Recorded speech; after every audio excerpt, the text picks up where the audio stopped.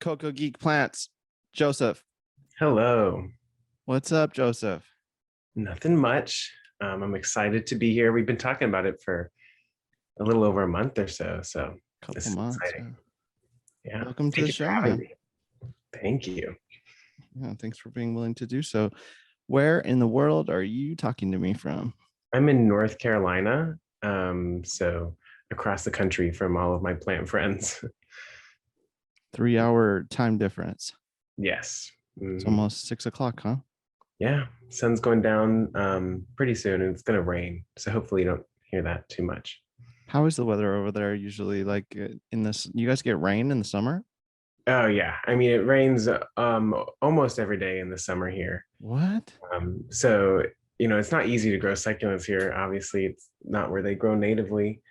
But yeah, usually at some point during the day it rains. Hmm.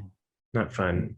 And it's hot too, like 90s every day. My plants are in like mini greenhouses, so they can even get up to like 115. Hot and rainy. Yes, and humid.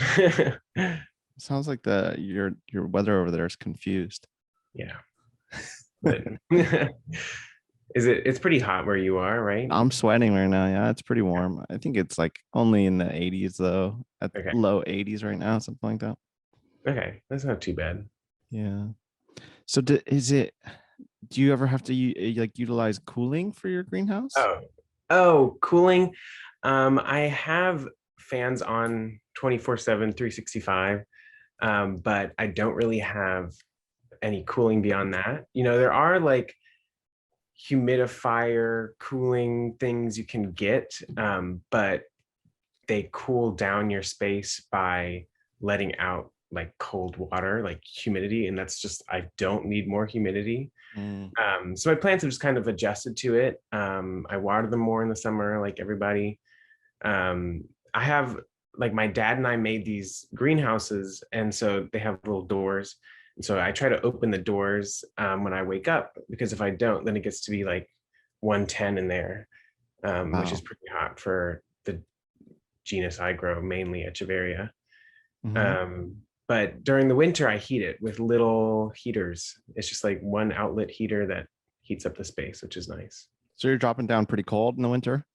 Yeah, it gets even like maybe like high 20s, Fahrenheit, in the winter.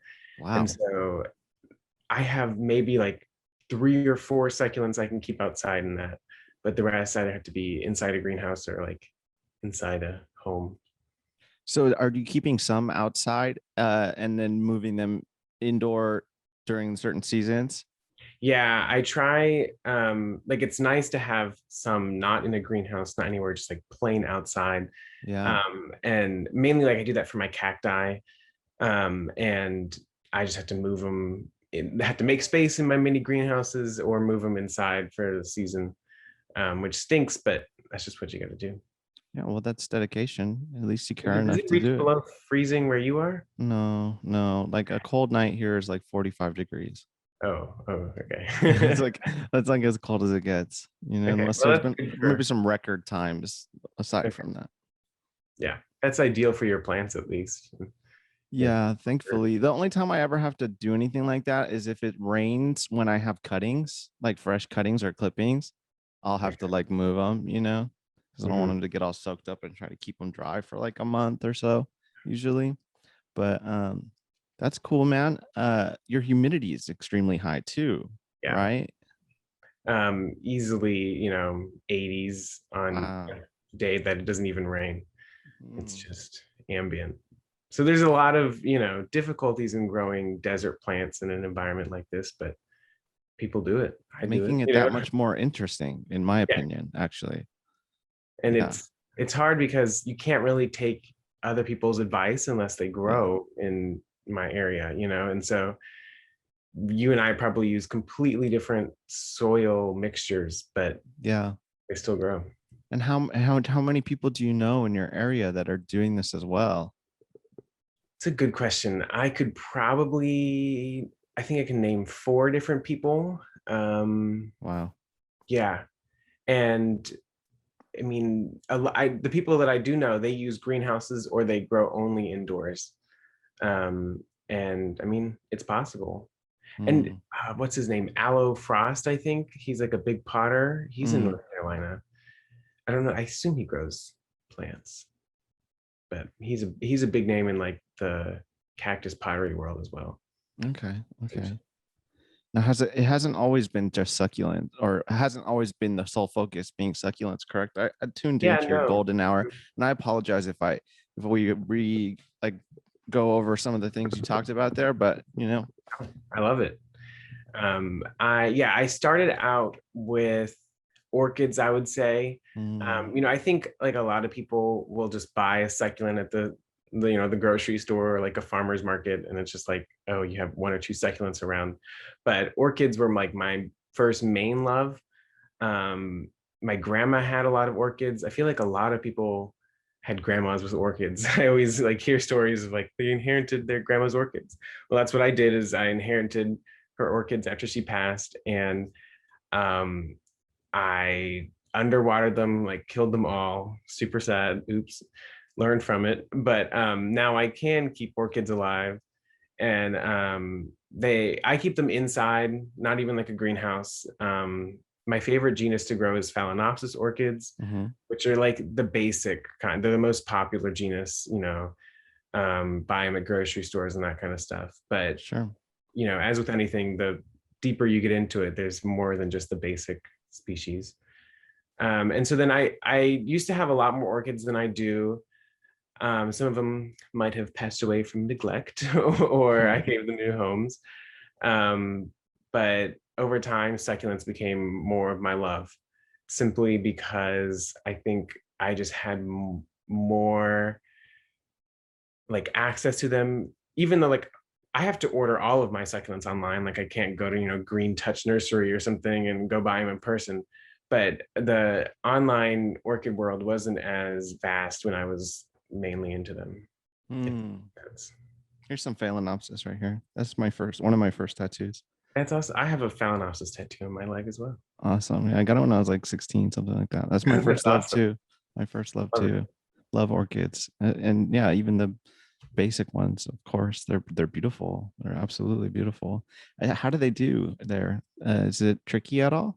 No, since I grow them fully inside, I have no problem. Lighting is the main thing. Sure. Just we don't get as much sun as like you would perhaps.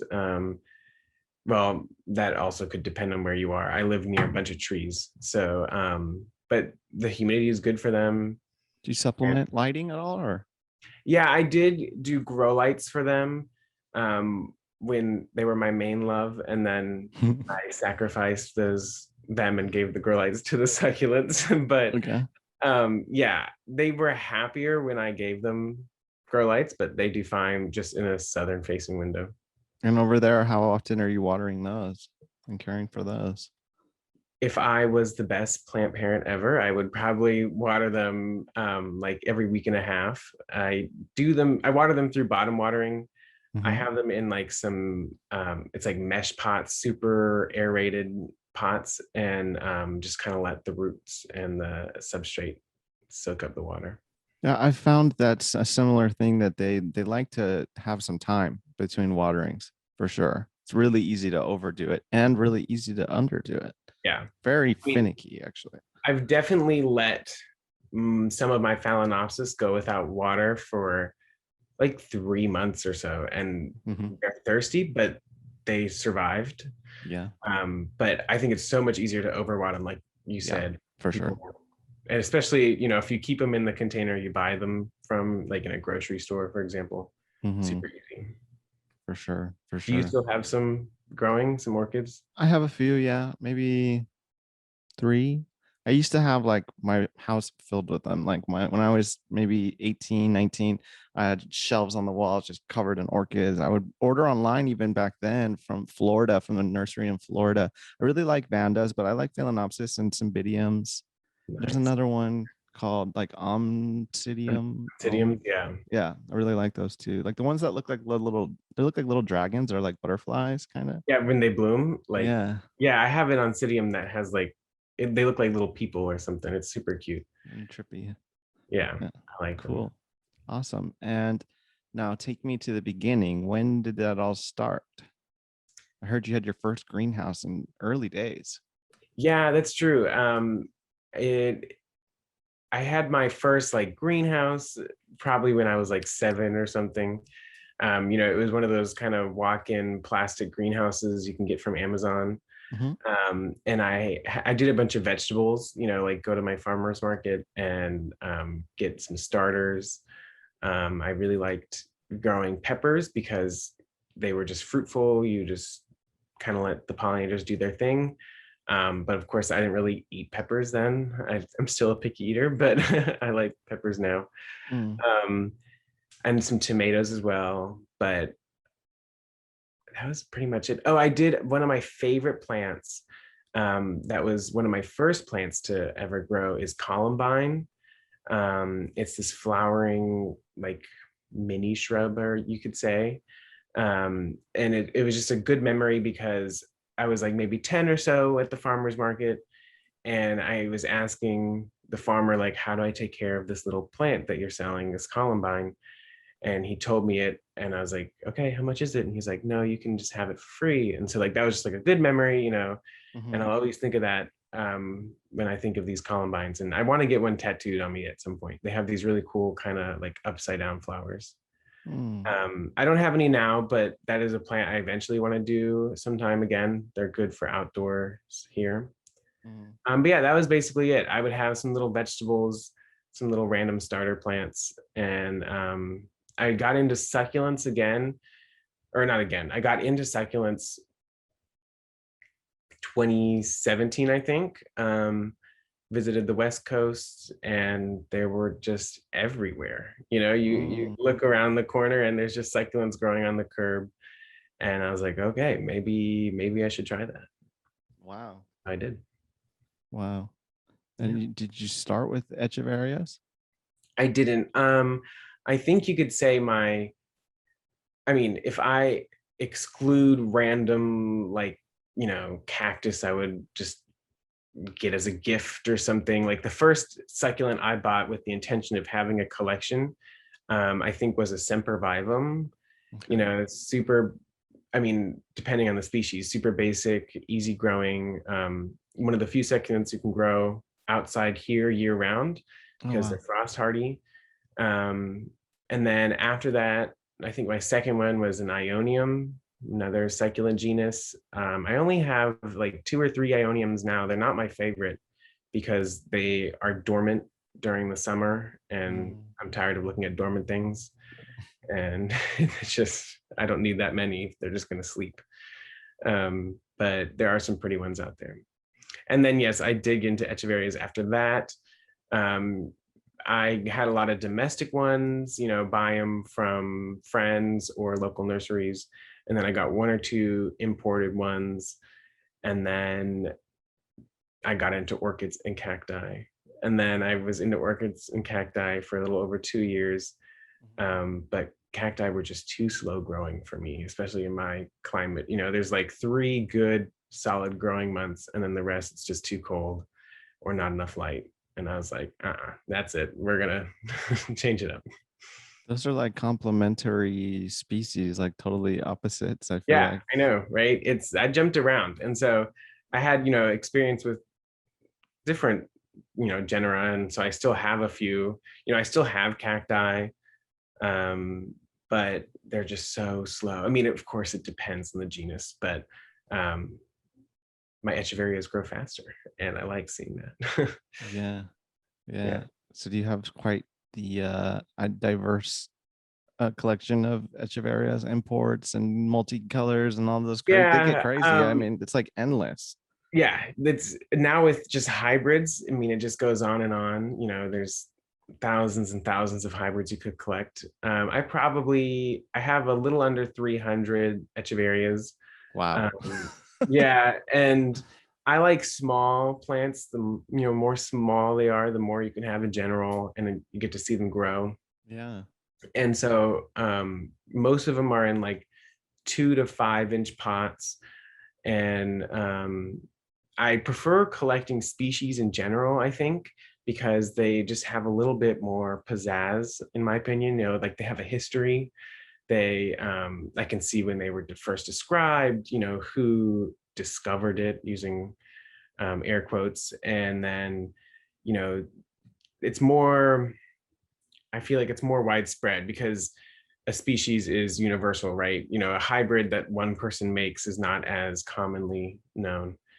And but of course, Mm. I do have many more hybrids than species, just because they're more readily available. They're what sells. They are what sell, really. Now, a lot of people are doing these hybridizations domestically now, correct? Yeah, Like and what was once imported may very well be domestic. totally, yeah. And there's good and bad reasons for that. Well, I don't know if there's a bad reason. It's good because it's just cheaper in general. Sure. You don't have to import them. But usually they look a little different. In Korea, they use a lot of grow lights, or they have perfected the amount of light in their greenhouses so that the plants are much more compact and much more colorful. So an imported plant versus a domestic plant of the same species or hybrid can look vastly different. And the price can be different. There's one hybrid that I have, Echeveria Scorpion, or Scorpio, and I paid probably 12 more dollars than I could have if I bought it domestically, but it just looked so much better, in my opinion, domestic, Mm, if it was imported. mm. You know what? I have a great appreciation for them. They're so beautiful. They're cute. They're really cute. Like I would love to have a tray of them, like with different ones, and just keep them for fun, maybe even inside with a little light. But I think about it all the time. I don't know, man. I'm not good with them. They're really Echeverias are finicky to They're me. very And I finicky. hate when their leaves brown. Like then I feel like I'm doing something wrong. If even just like the lower, maybe it's natural. I don't know, but they brown and then I get all sad. I don't know. Cactus They don't lose are, their leaves. yeah, they're very finicky. And I think that's part of the reason I like them, is it gives me something to do. It's a I lot of went, work, huh? yeah, it is a lot of work. And there's multiple echeverias that I check on every day or multiple times a day. Wow. Make sure they're alive, because I went from cacti where I'd be sitting for 2 months and it looks the same, and so I wanted something completely different where I would need all this attention, or it would need all this attention. And do you ever cross them yourself? Yeah, I have. This summer I did do a few hybrids. I have one that is already growing, but then the rest are just kind of in seed form right now. Like I haven't Mm. tried to grow them yet. Now, do you cross pollinate the same way you would with any other kind of plant? Yeah, like I've tried it with Gymna Calicium before, and I do the same thing, just simple paintbrush method. Mm. I've been reading about how in other countries they're trying to use pollinators to make hybrids, but that's just like messy because you can't tell the hummingbird use this and this. The hummingbird is going to do whatever it wants to do. Right. Yeah. So what, like they like cover an enclosure and then they release pollinators into it? Yeah, it's very like secretive because it's like a money business, but from what I've heard is they'll have a big greenhouse and they'll Uh-huh. have hundreds of two species, and so they put a bunch of pollinators, and the pollinators only have two options to, or one Yeah. option really, to combine the two species. But I Yeah. don't see why you can't just do a paintbrush, but Yeah. that's probably a manpower thing. You have hundreds of plants, you don't have the time to each one. Yeah, and who knows? Or maybe there's something slightly different about that. But that would be kind of cool. That sounds fun Yeah, to it would do be cool to also look at like the strength of the hybrids made by natural pollinators or manual versus. stuff. Yeah. Yeah, that's cool. So what does a day look like in the care of your echeverias? In the summer where they're growing a lot, I try to open my greenhouses when I wake up, and to let out all the hot air from that morning. And I usually look for some plants that need to be watered. I water plants every day, and that confuses people. I don't Mm, water every plant every day. I just water every day. So mm. that might mean I water one plant a day, or it might mean I'm watering 15 or 20. You Uh, stagger. yeah, exactly. And so that way I don't have a day where I'm watering hundreds of plants. Yeah. And so I bottom water almost every single plant I own. And so that means, when I'm checking my plants in the morning, I'm looking for thirsty plants, and set them in water, and usually take them out the next day or later that night. Hmm. And then I check the greenhouse a couple times a day. They obviously didn't grow since the last time I saw them, but I bought them to look at them, so I just go check on them. Um, I've recently been getting into carnivorous plants again, and so I will like feed them or check on them. They're finicky in their own way, Hmm. and so I just kind of check them out, say hi. They sit in water all the time. At least my ones do, and mosquito larvae get in the water, so I have to like clean out the water. Hmm. General maintenance, and I love the maintenance. I love the bump it bump it bum of it. I think it's fun. I don't love repotting plants, but I'll do it if I see one that's desperately in need of it. We're opposites on that. Really? You Yeah. like I repotting like to plants? garden, but I don't like watering and caring. Oh gosh, yeah. And the care part is fun to me, but I'm tired of mixing soil, Yeah. getting all the ingredients and We like have a keeping. lot of plants. You have a lot of plants. Yeah. Yeah. And I'm just like so I'm really focused on trying not to contaminate anything, that it's just not fun to me when I mix soil or repot things. I'm like, oh my Mhm. gosh, this tool has to be here, blah blah blah.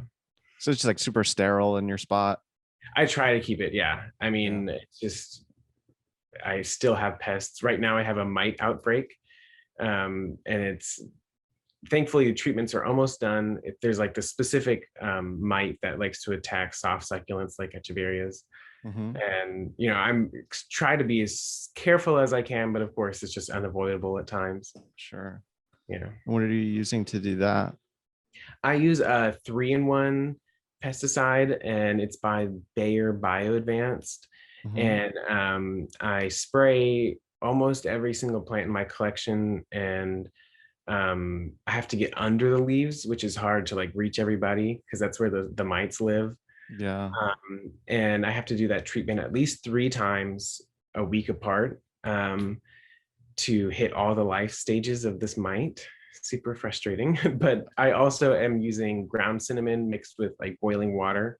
Once it cools down, I put it on the plant because the cinnamon can, from what I've heard and kind of what I've experienced, it can suffocate the eggs and keep mites away. Mm. So like pretty much all of July and half of June, it's just been treating my plants, and it's not a pretty process. I'm not as organized as I am right now because everybody's spread out, but it'll be worth it at the end. It sounds like it's like a treatment is the spray, and then it's like almost like a maintenance preventative with the cinnamon in a Yeah, sense. that's a good way to put it. Yeah. Yeah, that's cool. And you have to go aggressive with the chemicals because it's mites, right? They're really Yeah, hard to kill. they're They're really, really, and yeah. And yeah. these aren't spider mites like when you think of house plants, or even, cacti get red spider mites and stuff. Yeah. These are microscopic. And so I literally pull out a microscope to inspect leaves. If I think about it, it's ridiculous, but it's how I diagnose it. Hey, you care about your plants. That's fine. Yeah. I had a question about that. Oh, you do it at night? You treat With at the night? treating, Yeah. yeah, I try to. I'm also a beekeeper, and so I do have bees near me, and thankfully, like I can kind of keep my plants enclosed in their greenhouse if they're actively wet with pesticide. But it's better if I do it at night, or when the bees are asleep, or if it's raining, for example. Mm. Um, what I use is technically a systemic, which means it stays in the plant and makes each part of the plant toxic. Hmm. But most systemics are like 3 months or so. Meaning they keep the plant toxic for that long. But mine is about 2 weeks, and so that means if I spray it and then like 2 weeks later a bug goes to eat it, the bug isn't going to necessarily die because the plant has kind of washed out the Mm. systemic. And so I like having it be shorter because I have bees near me, and in case I want plants to bloom, they won't die from that. But I forget what you originally asked. Oh yeah, nighttime. What? I How? When are you treating? Yeah, honestly, it's also just when it's not crazy hot and in direct sun. So that's usually, Yeah. dinner time, kind of like 7 p.m., 8 p.m. I think it's a common mistake because, like, as a seller, I get people that get pests and then they'll message me and they'll just send me. By that time they did it, they treated it in the morning and their plant's black. Yeah. Oh And yeah, I'm with the like, sun as well and common stuff. mistake is, yeah, people will Yeah. treat during the day. I always try to treat for pests at night or in the evening. But I had something else about the bee. Oh, I love that you're a beekeeper. That's awesome. One, because you're saving the bees, and two, because keeping bees is fucking cool. I have a friend called Pollen Arts. Shout out to Pollen Arts. They're on Instagram. They make their own beeswax candles from the bees that they keep. And Cool. she's also one of those people. She's been doing it for like 20 years, where they go in and like the neighbor wants to kill these bees, and she'll go in and barehanded Mm, salvage the Check it out. hive and bring it up to her house and get the queen and all that. And it's really, really cool, man. I actually always wanted to do that. Do you have like the drawer set up kind of thing? One of those, Yeah, those are called, I forget, Lang they look something. like drawers, right? Yeah, technically, yes, that is the one that my bees are in now. Previously, I used a top bar, which is a different kind. The one that looks like drawers, the name is blanking. I think it starts with an L. That's the Okay. most common one here, and I don't personally love it. It's what I was trained on, though. Hmm. Top bar is a different one that I think is easier to examine and such. But yeah, Mm, they are in the drawer one. cool. Do you have the whole outfit and thing with the hood? I do, yeah. I went to B school with my dad actually. It was Wow. like a night school program thing. Uh-huh. And it was, I mean, I was still in high school when I did it. And so that's where you like get a lot of training. That's where you learn how to take care of them. And they definitely tell you, it's not easy, at least in the beginning. And so that's where I got all of the information to do it. So I totally suggest if anyone's interested, look for your local bee association or beekeeping association. That mine was hosted by my local beekeeping association. And I learned all the tools I needed. And I also got access to a community where we could share supplies and stuff. I love that. Mhm. It was That's nice. awesome. I Do you harvest honey? Sorry, I didn't mean to cut you off. No, I do not. I mean, I got bees just to have them, just to have them as a pollinator. Mm-hmm. And where I live, there's a lot of trees, but there's also a lot of development. And so I personally believe like this would be a great spot for there to be more pollinators. And I could um, retrieve the honey. Mm-hmm. And I just have no interest to, honestly. Hmm. That it is a very stressful process for the bees. But of course, it can be done and it can be done safely. But they work so hard for their honey, and it's just like you're taking it all away. And so Yeah. it's different when it's on like a commercial scale because it's like, oh, okay, if you took too much honey from one hive, oh well, but like this is my one hive, I don't want to mess it up. Yeah. They worked hard for it. Yeah. That's understandable. But I do have the whole suit, like you said. But I only found out I was allergic to bees after I had them. Oh my God. No, you're not. Yeah. So thankfully, I don't do much of the maintenance anymore. And they don't need much maintenance anymore now that they're more established. I just appreciate them from afar. Man, is it bad? Do you get like anaphylaxis? No, I didn't. I just had asthma for, I mean, like I'm an asthmatic. And so I had moderate asthma for a few days. And Hmm. it was enough to make me not want to hang out with them again. But for the first year and a half I had bees, I always wanted to be in the hive, always wanted to hang out with them. Well, sometimes other times it would just be too hot, but Hmm. now I've done it. Now they're alive, they're self-sufficient, and I'm like, you do you, boo. I'll watch you. Okay. Yeah. So have you always been like this? It sounded like it. I mean, you had the greenhouse when you were a kid, but like have you always had this like caretaker for nature quality about yourself? Yeah, I mean, I've always liked nature. I just kind of, I like plants. I appreciate, crystals, and like I study Hmm. environmental science. Okay. And it's just kind of, I've always liked it. I've wanted to be a teacher since I was in kindergarten. So I know I don't want, I mean, I one day may want to change a career path or something. So I've always known I wanted to do education, but I've always had an appreciation for science and nature. And why not teach science and nature I know, topic right? I courses? kind of want to. I want to teach elementary. Hmm. I've known I want to teach elementary, since like kindergarten. And so in my school growing up, there was an elementary science teacher, but that's not always in all schools. It's kind of like you are a fourth grade teacher, you teach math and history and science and stuff. Everything. Yeah. And Yeah. so if I studied middle school education or high school or, higher education, that would be more of an option. But I have my whole life ahead of me. So I'm sure if I don't want to do elementary, I can try science or something. How old are you again? I'm 20. Okay, so you're just like second year, third year college, something like Yeah, that. yeah. Hmm. Yeah. Okay, that's cool. Hey, but you know what? Generally, from what especially I was speaking to this somebody that like I look to as a teacher, and she says like your inner child always knows. Like it sounds like you knew that back in the day that that's what you wanted, and when you sometimes you'll, at least for me, I veered off course, but then found my way back to what I originally wanted. Okay. It's like That's good to know. probably were right with that, and it Yeah. sounds like you're really passionate and knowledgeable about it. And yeah, anyways, I think Well, that's good to know. awesome. Thank you. Yeah. I think that's Exciting. awesome. Cool. I was actually gonna ask you what you study because Mhm. I was curious. Would you be down to fill some questions? Yeah, totally. Cool. I got some.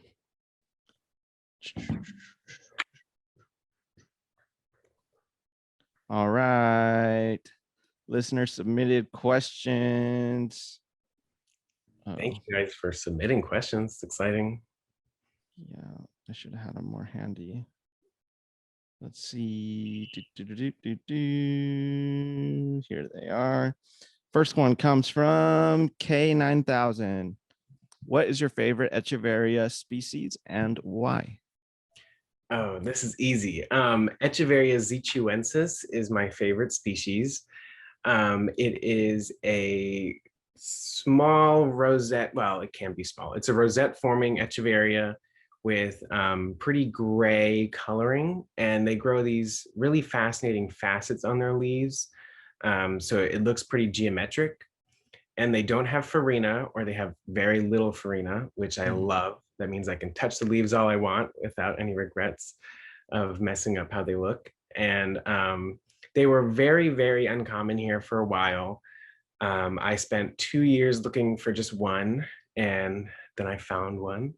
And then I started posting them a bunch, and eventually they are much more common now. And so you can go to Etsy and find one. Mm. But they're tissue culturing them, and the clone that they selected is not as pretty as they are in the wild, unfortunately. Say the name 3 times fast, please. Zichuensis, Zichuensis, Zichu. It's Xichu, Zichu.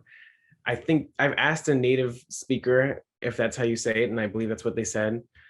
So they grow in Zichu, Guanajuato, Mexico, and sorry, what? Oh, Oh, no, okay. And so I was then, just still laughing. yeah, and then the ensis part means like from. So Zichuensis, they're from Zichu, Guanajuato, Mexico.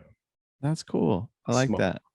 Yeah. So you like go deep into Oh these yeah. kinds of things. I mean, I love species because then I can get really specific. And right now I'm working on a project of collecting succulents that are from Zichu or very near that area. So I can have like a little Zichu pot of, Zichuensis.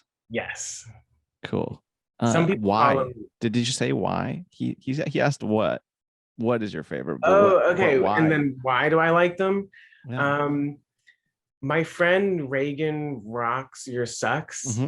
I think that's what it is, Mm-hmm. posted one back in like 2018. And I was like, oh my gosh, that is the coolest looking plant, because most echeverias are very colorful or they have like a bluish sheen to them. And this one was just flat out gray. And I was like, whoa. And it has these like facets on them. And so I was just so fascinated by the otherworldly aspect of them that I was like, I need one. Is it And like muted? it is very muted, and it's matte as well. And it's so Mm. unlike any other Echeveria. I mean, there's a few that are great, but I was like, this is it. This is mine. And I've quickly gained a large collection of them. from different places around the world, but they're a lot more common now, which is good and bad. Mm. Well, Yeah. watch me start buying Echeverrios because of this. I have an orange Monroe, but That's a nice one. you're inspiring me to get more into it just a little bit. I just want like a few. Okay. Planty Fur. She said, "How do you see classicism in the scene?" Now, hold on one second. I saw this question yesterday, and I was thinking, okay, like, is this in reference to like art, like the art history term, or is there another meaning to it that I'm not aware of? Can you repeat the Classicism question? Classicism in what? in this scene, in the plant Oh, in the scene. plant scene. Okay. Like I think she's referring to yeah, classicism in terms of like, the rich get richer and the poor get Okay, see, poorer. I knew it was a different meaning than I interpreted because it's Yeah. also in reference to like art. It's like Yeah. Okay. an era of art. Oh, okay. I don't know that, but yeah, Okay, there you go. But I think she and I were talking in our live recently.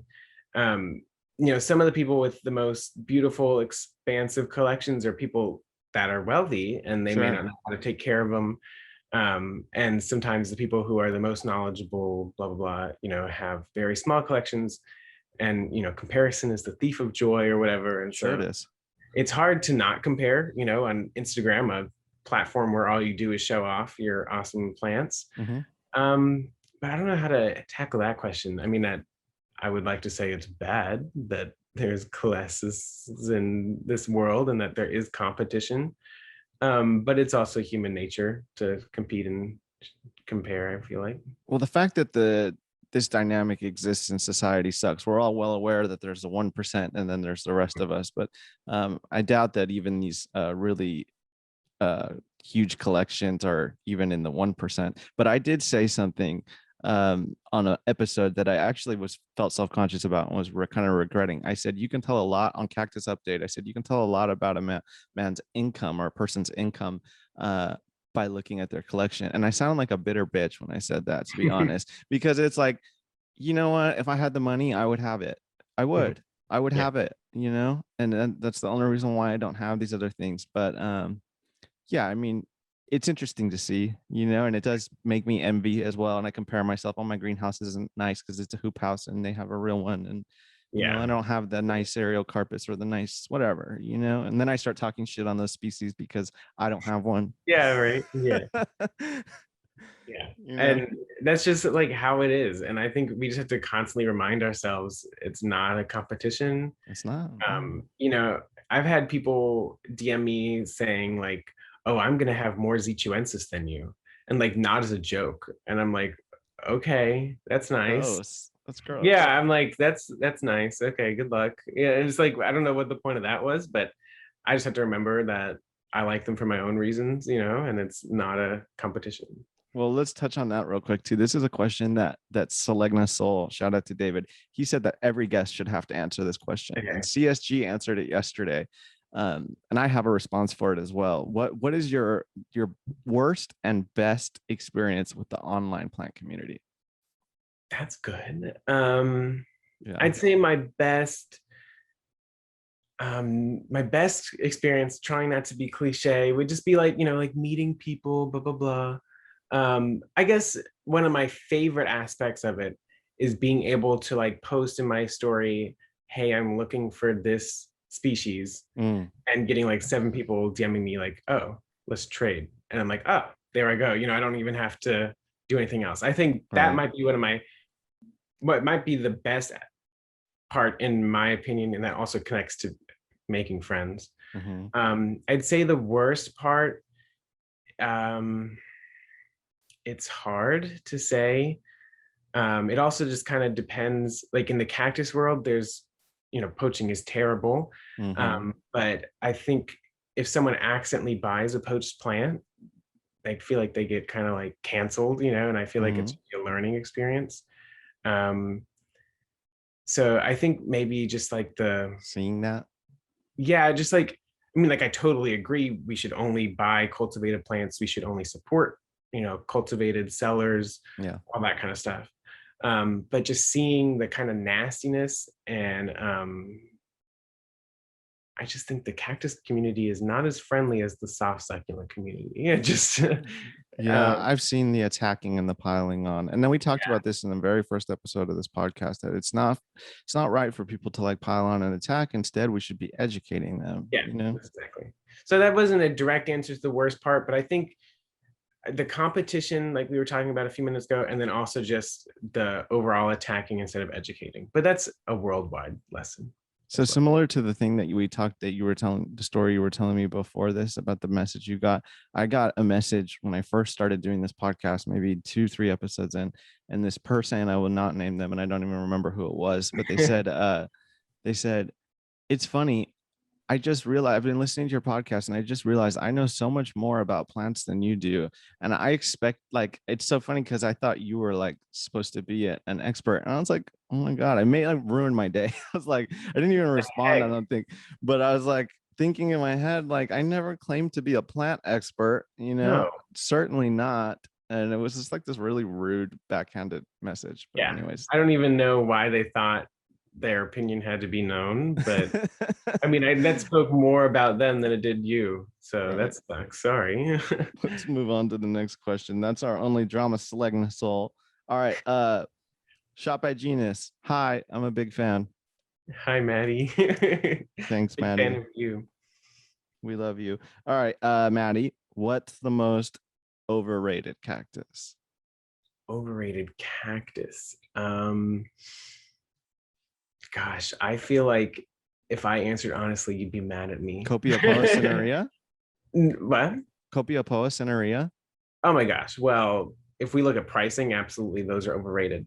But in my opinion, right now, I'm just not into the tall column like ones that I know that you grow, like San Pedro, all those kind of But are ones. they overrated? Because it's actually a lot more niche, I feel like, you know? It is. I mean, in my opinion, I think it's overrated because I don't appreciate them. Mhm. I'm sure if I grew more cacti or lived in an area where they grow more, I would appreciate seeing them get that tall and stuff.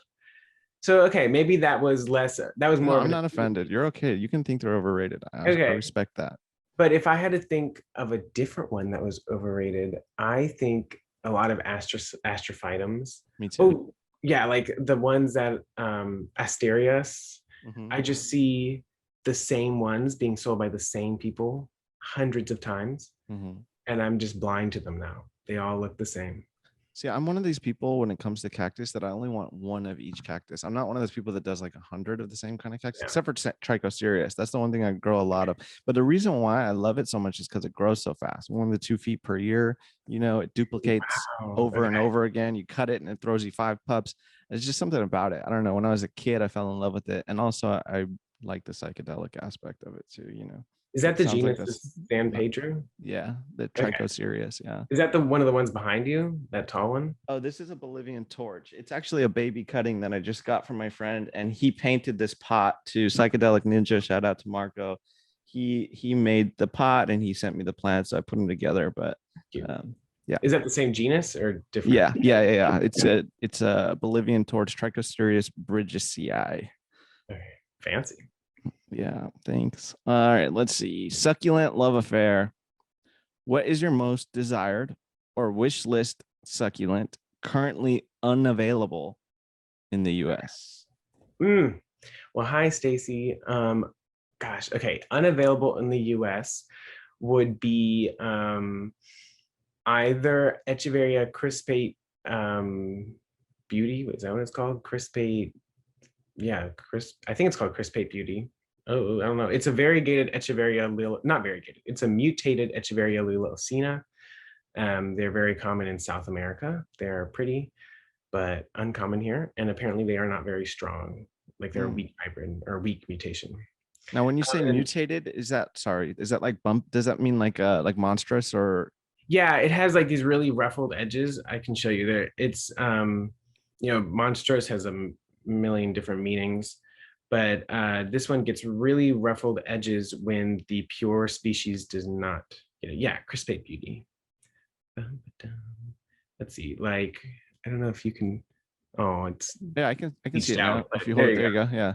Okay, So it's that's kind of like beautiful. ruffled. Yeah. And then another one I like is that's not available here is Echeveria concrete jungle. It's a hybrid of arguably my two favorite species, Echeveria zituensis and Echeveria runyoni. Do you have any houseplants? I do. I used to have a lot of houseplants. A lot of them might have passed away from purposeful neglect, but Mm, I still have some. okay. Okay. Cool. Well, also, I heard you say something about the carnivorous plants earlier. I love those. I actually have a bog that Kimihashi made for me. That's The awesome. little container. It's cool. It keeps it wet. I don't have to water it ever. I Just feel pour like you water on it. posted that recently, right? Yeah, yeah, yeah, Okay, yeah. I love them. They're cool. that's Interesting. awesome. I want to get some more though. I saw yours are pretty. You got quite a bit, right? I have like less than 10. That's a lot to me. Yeah, I definitely want more. I just think they're so special and easy enough for me. They grow near you. Yeah, that was like the main, like, I grow succulents. No succulents grow here. And Hmm. so seeing Venus flytraps in habitat blew my mind. And I was like, that's it. I'm trying them again. You guys have any cactus and succulent in habitat there? None that grow natively. I mean, yes, there I have seen, cacti, mainly like prickly pears Yeah. planted in your yard that somehow Hmm. survive frost, but nothing native. Yeah, some of those are pretty hardy. That's interesting. It's pretty foresty then, more like. Yeah, there's lots of, shrubs, evergreens, native grasses, that kind of stuff. Are you at higher elevation too? Are you in the mountains? My college is in higher elevation in the mountains, but I live in what do you call in between the beach and the mountains? It's something. So no, The I'm valley? I don't know. yeah, Plains? it's something like that. And so, but in the higher elevations, you do get some like fun orchids and stuff Oh, native. cool.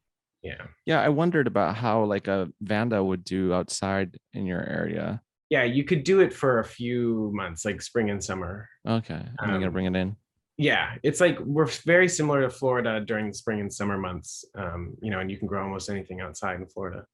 Yeah, Yeah. yeah. I used to have one that I had the roots like wrapped around the. I had an avocado tree, and it Hmm. was holding on to the avocado tree. It was so cool. I loved So it. Yeah, their I'd their like to do roots are that just again. amazing. The way they just fall. Yeah. Great roots. If you put any kind of wood or medium near it, they'll just find it and just kind of grab So them onto it. It's trippy. So can we spend the last 10 minutes looking at plants? Can I see what you have sure. over there? Let's see your Yeah, I setup. just brought a few. Okay, Let's see. This is one of my favorite species. Let's see. I think you can see it okay. totally. This is Echeveria unguiculata. I think that's how you say it. So it is a species, is found in the wild. It has a very unique form. Most Hmm. foliage on Echeverias does not look like this. This is very slender, long, and pointy. Hmm. And so it's also called the devil's claw cactus because it gets kind of Ooh, red coloration. Let's see if I can see. You can kind of like see they have some oh red yeah, tips. I think cool. you can see that. Uh-huh. And this is a selected form, so it has particularly fancy dark tips, but a lot of them aren't this attractive, in my opinion. So this is one of my favorite species, just because it's so unique. Hmm. Um, if hybrids have their own beauty, they're really colorful and full of farina, but I think species are just they're so unique. Um, and then recently, I've been getting into the bumpy and frilly echeverias. Since like end of 2020, yeah, like the fall and winter, I've been getting into them. They're all hybrids, basically. There are a few bumpy and frilly pure species, but most of them are hybrids of Echeveria gibiflora, which is a species. So this is a heart's delight that I beheaded, and you can see that it made two babies. And so let's see, you can see like this is a big bump on that leaf. This has a bump on this one. So I just brought this one because I I thought it like was a it. fun demonstration of beheading. Now, where would the parents be found in habitat on a plant like that? Yeah, so well, the ones in Like a parent habitat, species. yeah, so the parent species, so a lot of the gibiflora hybrids like this are made by a few big names. So like this one is made by Dick Wright. Hmm. He's a 93-year-old in California, Hmm. and he spent his whole life making these wonderful hybrids that we have. And so he would know, or his family would know. So I have called him and asked him, like, yo, what is the parent of this hybrid? And so some of them are known, and then some of them are not known, mainly because he's one of the biggest names in Echeverria. Mhm. In 1985, his nursery burned down. I think it was because of a wildfire, Wow. and they lost everything, including documentation. So uh, Wow. I have a few hybrids of his that, the only reason we have them again is because he sold a few out. Thankfully he did, and so Mm. they could give it back to him, and he could make it again. So the hybrids of a lot of these bumpy and frilly, the parents of these bumpy and frilly hybrids you can find online or by asking other collectors, pretty much. Which that's with anything, I guess. I guess, but what I was asking is like, where did they naturally come from Oh, sorry. originally? Okay. So You Echeverria know? gibiflora, yeah. So Echeverria gibiflora is the main parent of all these bumpy and frilly hybrids. Hmm. Like this, I can't remember the two parents off the top of my head. I have it written down somewhere. Hmm. It's a hybrid of a hybrid of a hybrid. That's right. So if we wanted to go all the way down to Echeverria gibiflora, it is from Mexico. The Okay. exact location, I don't know off the top of my head. But I believe there's three forms of Echeverria gibiflora. And gibiflora is an amazing species. It's super variable, and it's being used in birth control research. And Wow. it's shown to be very effective as male birth control in stopping the movement and like speed and viability of sperm. Super interesting. I love Uh, that. yeah, and this is Echeverria. It's crazy. Yeah. So yeah, there's somewhere in Mexico. Don't have the Cool. exact. That's Sorry. cool. I love knowing like the history and stories behind plants. So. Yeah, and then I just brought three little carnivorous plants to show as well. Mhm. Um, this my favorite genus of carnivorous plants right now is Drosera. It is the sundew genus, also known as octopus plant. So they're smaller and wet, but let's see, you can see, oh, Whoa, nice that's water all cool, over my dude. laptop. But so this is a Oh, that's cool. sundew.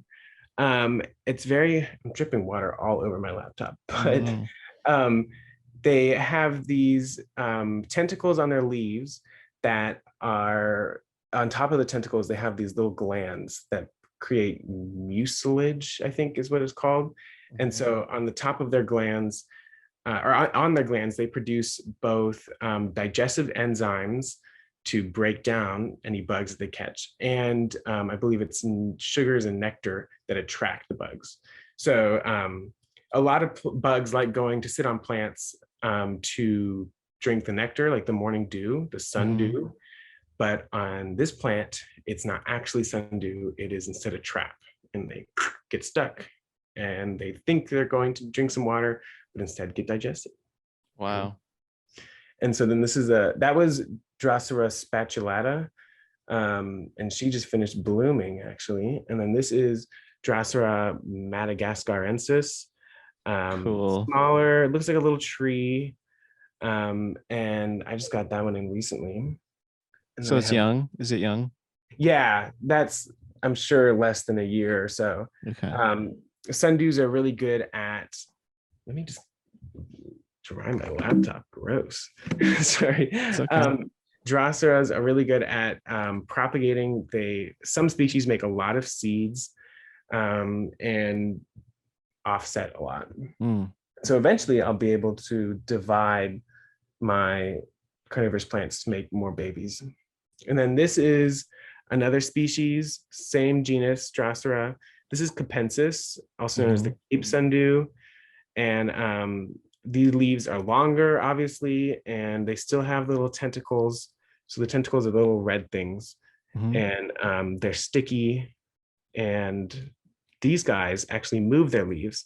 So you can see like this one's all curled up around a bug. Yeah. Black. Cool. Yeah. And so some carnivorous plants move, some don't. And As in, sorry, as in their leaves literally changed shape to trap the bug better. Like Venus flytrap okay. closes, this one curls. So that's more like active trapping versus passive, where like a pitcher plant, is just like open. It's like, come on inside, I'll eat you. And we still don't know exactly how these plants move. I was reading like pretty much the best theory for Venus flytrap is they think that it rushes water in and out of it, or it rushes like ions in and out of its water cells. So to close the traps, but there's still a lot to be discovered around these guys. And you said, can you hear me? Yeah. Okay. You said propagation. You were talking about division. Is that the best way to propagate those? Yeah, I think it's dividing. They naturally create offsets, and some like the sundew genus, they also will create little plantlets off the roots. So if you grow in a pot that has little holes, like an aerated pot, they can grow plantlets through that. But then also leaf propagation is super easy with these guys. I guess that would be the best method, because some are, like this obviously does not have a lot of leaf up to it, but Sure. some do, and you can chop up the leaf in multiple spots and place it in water, and it will create little babies. Wow. Yeah, which unlike in Echeveria, if I were to do a leaf propagation, I would need the completely intact leaf. But Right. for those, you can just put it So up. you can't do portions on Echeverias. You like a portion of No. a leaf. You need a whole leaf. Yep, I and didn't know like that. the base of the leaf, where the leaf meets the stem, Hmm. has to be perfect. And so I've made a lot of mistakes where I'm trying so hard to carefully remove a leaf and snap it, and it's a ruined. Hmm. So, Hmm. but yeah, it's just the Echeveria, pretty much most Echeverias grow by leaf.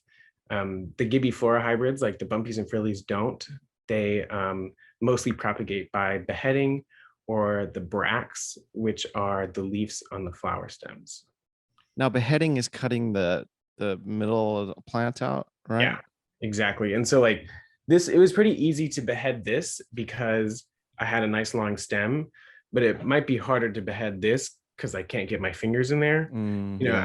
I would use fishing line if I were to behead this. But this one I could literally just take scissors and go, and so that's what I did. And that's why like this is where the head was, and that's why there's two babies growing off of where the head was. Mm. So one plant turned into two, and then if I wanted to, I could cut the babies off and it would make more. Cool. I'm learning, man. I actually, I'm not really too much Well, into this is rambling. succulents. So that's awesome. And you're incredibly knowledgeable, Joseph. I think that that you can have a lot of information that you can offer to the listeners, and uh we should do this again. Thank you. Would like Yeah, I to. love it. And I know you really like ethnobotany, right? Yeah, I absolutely. just finished an ethnobotany course, and so I feel like you and I could have a good discussion on that as I well. was actually going to ask you if you were studying botany as well, because our horticulture. Yeah, I'm studying environmental studies, but focusing on ecology and more specifically like botany. Very cool, man. Yeah. I'm going back to school at 31 years old. That's I'm awesome. hope I'm hoping to do something similar, but I'm also psychology as well. Um, okay. Well, this has been lovely, and I enjoyed your company, and I think you did an excellent job. Is Well, thank there, you for having me. This is of fun. course, is there anything that you'd like to plug? What I know you have a website. You sell some things, right? Yeah, occasionally I will sell a few plants. Normally I give lots of warning. I do sell like merchandise, where Hmm. part of the proceeds go to protecting the Sonoran Desert. You can Okay. find that in the link in my bio. I do also have a website with some blog posts of commonly asked questions. But yeah, I'm Coco Geek Plants, so you can find me on Instagram. It's where I mainly post. Cool. All right. Well, Coco thank Geek you for Plants, having me. everyone. It was fun. Thank you. Thanks, Joseph. If everybody could please like, review, and subscribe to the podcast and hit that share button, it helps me a lot. Thank you.